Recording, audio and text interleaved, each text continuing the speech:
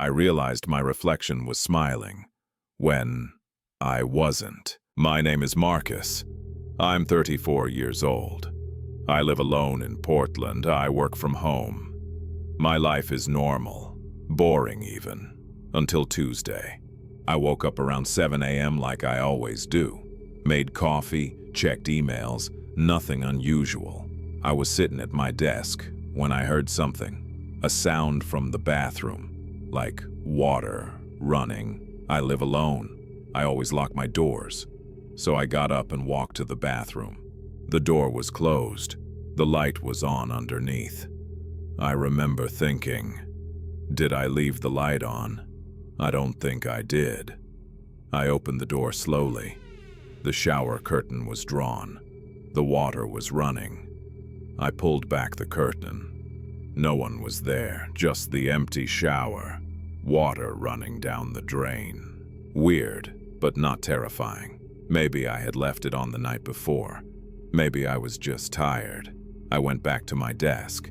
About an hour later, I needed to use the bathroom. I walked down the hallway. As I passed the mirror, I caught my reflection. I was wearing a blue shirt. I remember because I'd just put it on that morning. But in the mirror, my reflection was wearing a red shirt. I was wearing a blue shirt. I remember because I'd just put it on that morning. But in the mirror, my reflection was wearing a red shirt. I stopped. I looked down at my shirt. Blue. Definitely blue. I looked back at the mirror. Red. I reached out to touch the glass. My reflection reached out too. But when our hands met, it felt warm. Not cold like glass. Warm like skin. I pulled my hand back. My reflection pulled its hand back too. But it was smiling. I wasn't smiling. I ran to my bedroom. I looked in the mirror there. I was wearing blue. My reflection was wearing blue. Everything was normal. That night I couldn't sleep. I kept thinking about the hallway mirror, about the warm glass, about my reflection in a red shirt. As I walked past the hallway mirror, I saw it again. My reflection in a red shirt, smiling. But this time, it was standing in front of the mirror, not behind it. It was standing in the hallway, behind me. It said, "You're the fake." The hallway mirror was facing the wall. Someone had turned it around. I didn't do that. I know I didn't.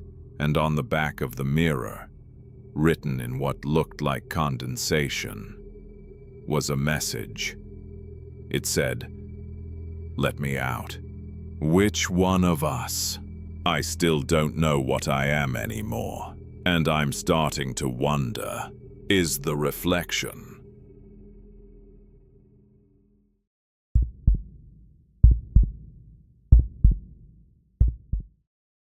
I picked up a passenger who didn't exist. My name is David. I'm a rideshare driver. I've been doing this for 5 years. I picked up thousands of people, but I've never picked up anyone like her. It was a Tuesday night, 11:47 p.m. I was heading home. I had one more ride request. The pickup location was on 5th and Main, downtown. I knew the area.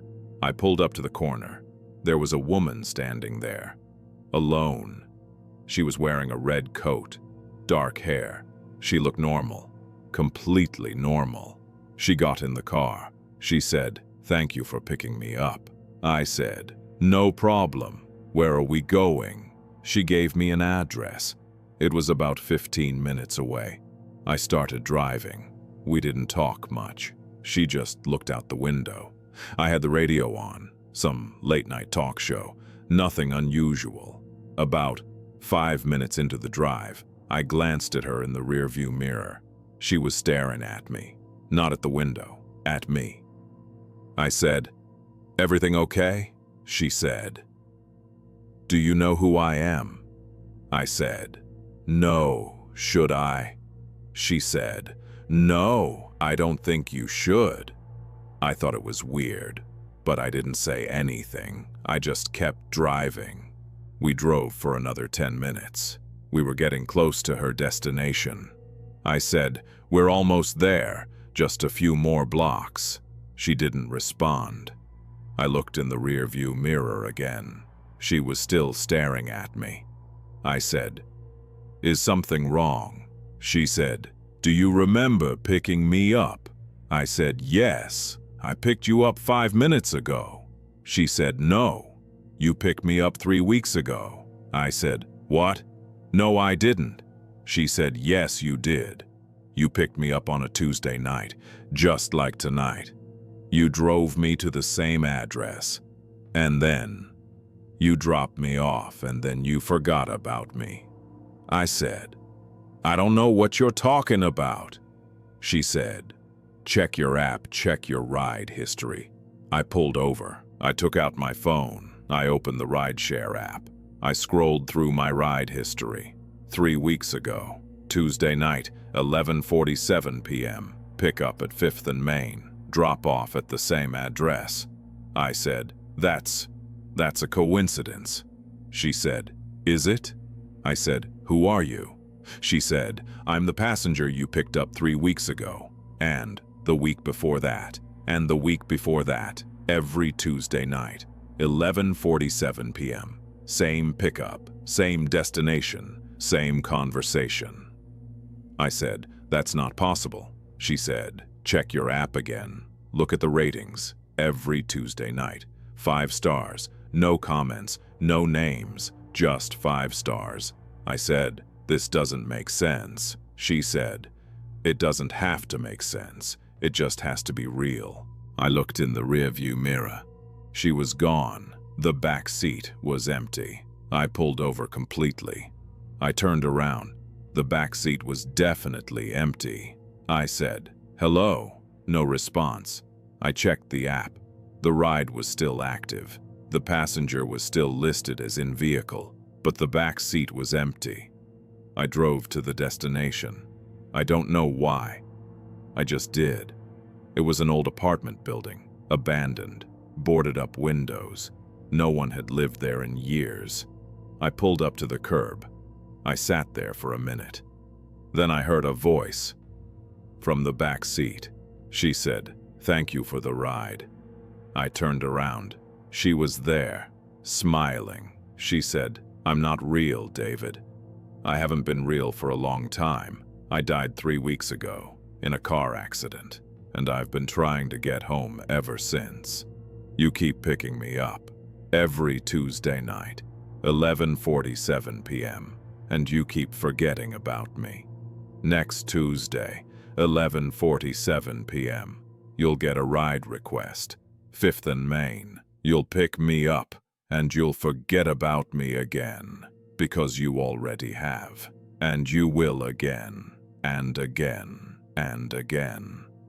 That was 3 weeks ago, but tonight is Tuesday, and it's 11:47 p.m., and I just got a ride request. Pick-up location, 5th and Main.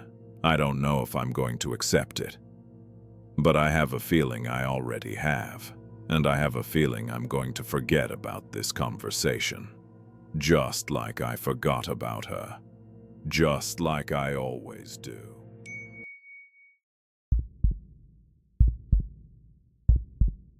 I realized my therapist had been the same person for 6 years, but she hadn't aged a single day. My name is Mark. I started seeing Dr. Chen 6 years ago. I was struggling with anxiety, panic attacks, the usual stuff. My primary care doctor recommended her, so I made an appointment. And for 6 years, she helped me. She was good at her job. Really good. But last week, something changed. I was sitting in her office talking about work. A problem with my boss. Nothing serious. Dr. Chen was taking notes like she always did.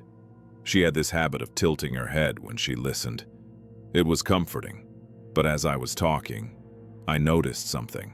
Her face. It looked different. Not dramatically, just off. I'd been seeing her for 6 years. I thought I'd watched her age, but looking at her then, I realized she looked exactly the same as she did 6 years ago. Not just similar, exactly the same. Same hair, same face, same everything. I mentioned it. I said, "Dr. Chen, you look exactly the same as when I first started seeing you." She smiled, but it was a strange smile, like she was performing the action of smiling instead of actually smiling. She said, "People often don't notice changes in people they see regularly. It's called the boiling frog effect."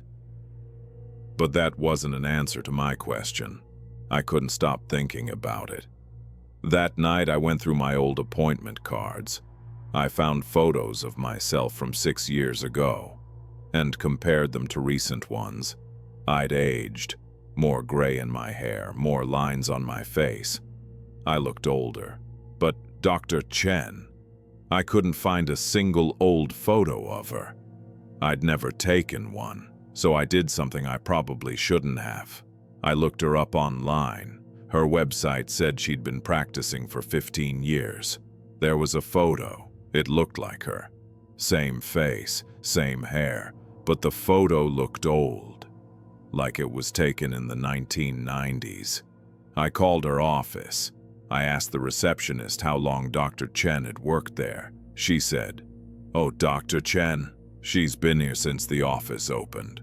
That was, let me check, 1987. 1987. That was 36 years ago." I asked to see her credentials. When I picked them up, I noticed something. In her official photo from the office, she looked exactly the same as she does now. And that photo was dated 1987, 36 years, and she hadn't aged a day. I went to my next appointment. I needed answers. I asked her directly, "Dr. Chen, how old are you?" She paused for a long time, longer than a normal pause. Then she said, "That's an interesting question. Why do you ask?" I told her everything. She set down her pen. She looked at me, and her face changed. Not dramatically, but subtly, like something underneath was shifting. She said, "You're very observant. That's why I chose you." She stood up. She walked to the window. She didn't move like a normal person. It was too smooth, too fluid. She said, "I'm not human. I haven't been for a very long time.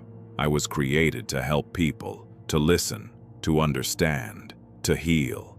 I told her, "That's not possible." She turned to me, and I saw it, just for a moment. Her skin flickered, like a glitch, like a video with a frame rate problem.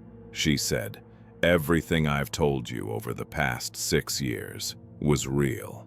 My advice was real. My care was real." She asked me something I still think about. "Does it matter if I'm human? Does it change the fact that I helped you?" I didn't answer. I left. I haven't been back to see Dr. Chen. I'm seeing a new therapist now, a human therapist. But I keep thinking about what she said. Does it matter if she was human? She helped me. She listened. She was there. But what was she? What is she? And how many others are like her? How many people are sitting in offices right now, talking to something that isn't human? And how many of them will never know? I still go to therapy, but now I look for signs. Skin that's too smooth, movements that are too fluid, smiles that are too perfect. And I wonder, how many of them are real? And how many of them are just like Dr. Chen, just waiting for someone to ask the right question?